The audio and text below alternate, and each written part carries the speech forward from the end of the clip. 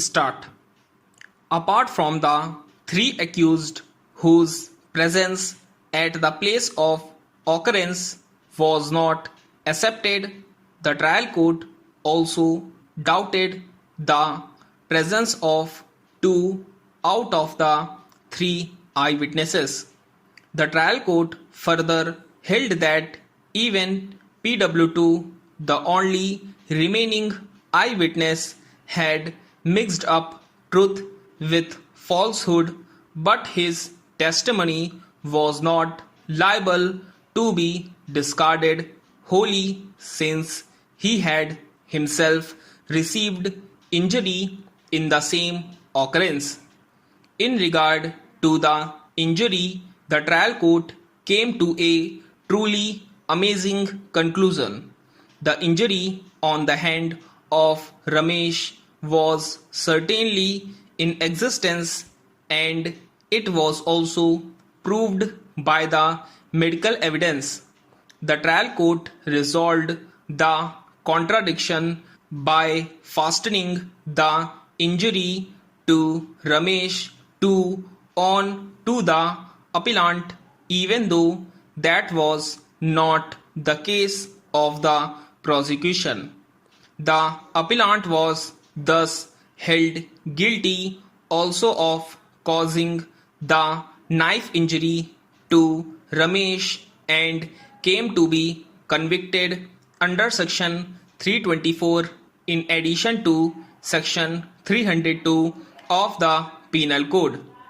Under section 324, he was sentenced to rigorous imprisonment for 1 year.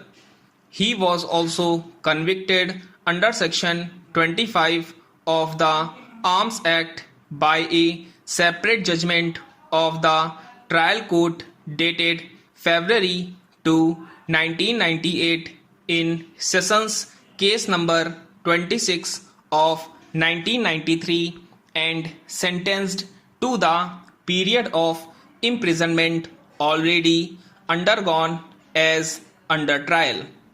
Against the two judgments of the trial court, 3 appeals were filed in the High Court. The High Court, by the judgment and order coming under appeal, dismissed all the 3 appeals and the revision and thus upheld the judgments of the trial court in all aspects. The senior advocate appearing for the appellant assailed the High Court and the trial court judgments and contended that the appellant's conviction for the offence of murder was not sustainable both in law and on facts.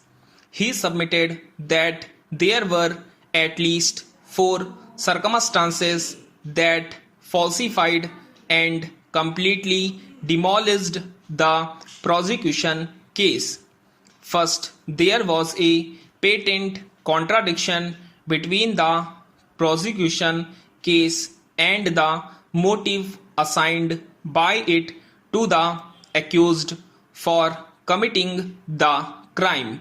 Secondly, it was undeniable that injuries were fabricated both on the person or the deceased and Ramesh, the only eyewitness whose evidence was accepted by the High Court.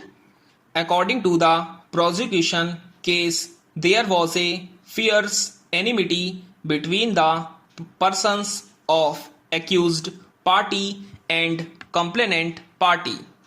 On the fateful day, accused persons armed with dangerous weapons and bombs attacked the deceased and the prosecution witnesses.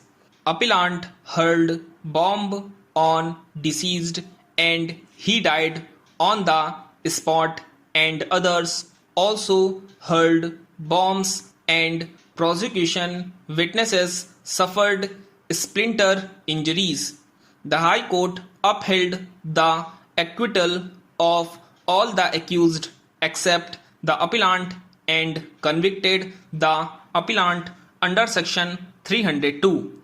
The High Court has not exercised the caution that was expected to while dealing with the judgment of acquittal by the trial court.